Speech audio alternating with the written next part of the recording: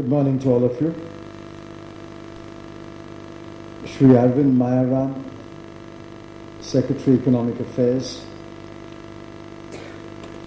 Dr. C. Rangarajan,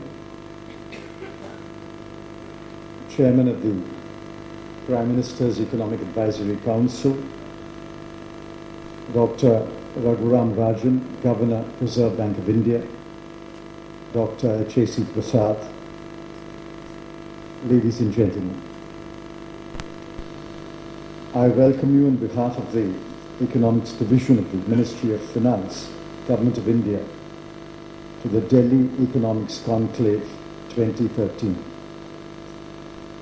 I'm very happy to see amongst this distinguished gathering and in the list of speakers, Professor Nathan Nunn, Professor Romain Waxiag, Professor Shangjin Wei, Professor Renato Baumann, Professor Ruth Katumuri, Professor Geeta Gopinath, and many others.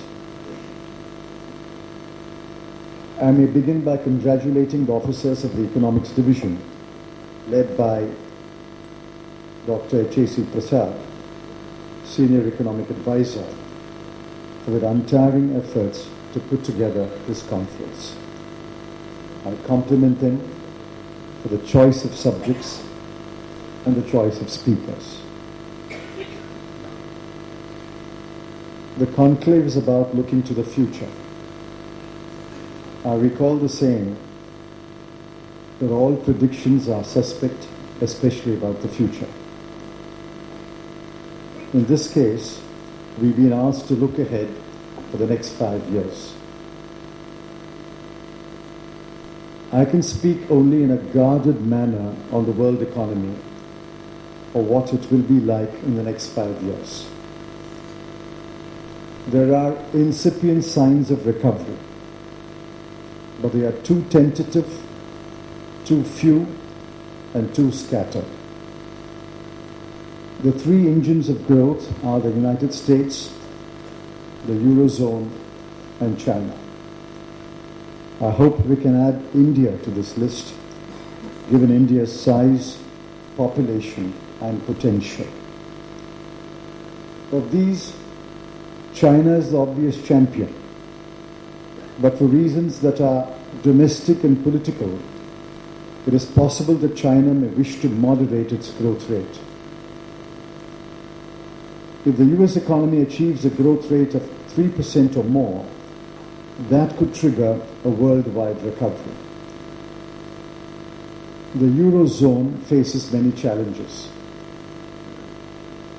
Germany's finance minister summed it up recently when he said that Europe, given its aging and stable or declining population, cannot aspire to growth rates of more than 1 to 2%. That leaves India, and I shall speak about India presently. We may therefore conclude that global growth over the next 5 years is likely to be moderate. As far as India is concerned, I may recapitulate briefly the events of the last 5 years. We may start with September 2008. The beginning of the Great Recession impacted India like it did every other country. India's response was traditional and strictly according to the textbooks. What stand out are the three stimulus measures. After declining to 6.7% in 2008-9, GDP growth revived in 2009-10 and 2010-11. But as Governor Rajan pointed out a few days ago, and I quote, while the stimulus did help growth initially, it eventually led to an overheated economy, high inflation, and wage growth, and consequently deficits widening to uncomfortable highs. The current account deficit rising from 2.8% in 2010-11 to 4.8% in 2012-13, and the centre's fiscal deficit rising from 2.5% in 2007-8 to 5.7% in 2011-12, unquote. The task before India is to reverse these unintended consequences and lay the ground for faster, more inclusive and sustained growth over the next 5 years. The agenda, therefore, will be obvious. At the top of the list is fiscal consolidation.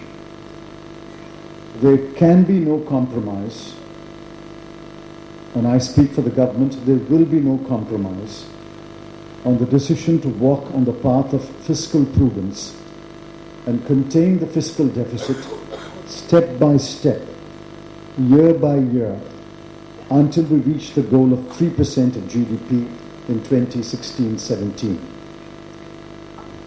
As we progress towards greater fiscal consolidation, we must pay attention to the revenue deficit as well.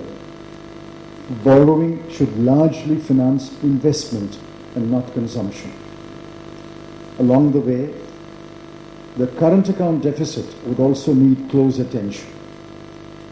India cannot finance a current account deficit of the order of $88 billion as we did in 2012-13.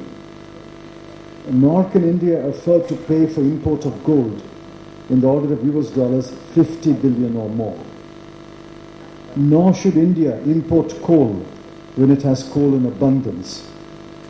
Nor should India tie itself in policy knots and be forced to import goods and commodities that it has the capacity to manufacture or produce. Next on the list is tackling inflation. It is common knowledge that the government of the day will pay a price for high inflation, especially if inflation persists over a long period of time.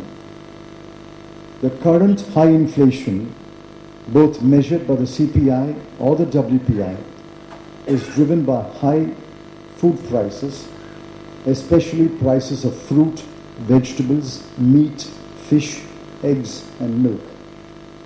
Sometimes pulses and edible oils also witness sharp spikes in prices.